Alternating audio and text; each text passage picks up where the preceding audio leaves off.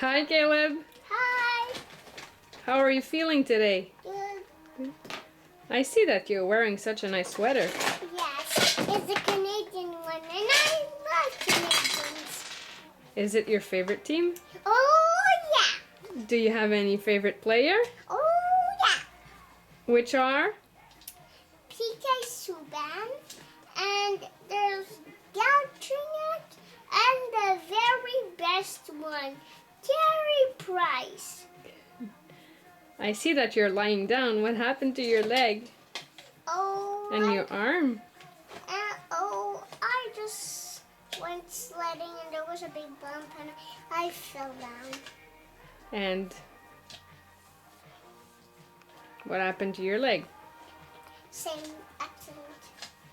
You broke it? Yes, I did. How come you broke your leg? Because I have a disease that like I break a lot. Your bones are fragile? Of course, yeah. Did you need surgery? Oh, yeah. What they did? What did they do? Well, you see, my leg, when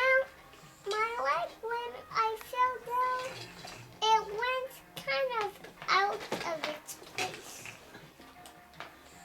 And they put something inside?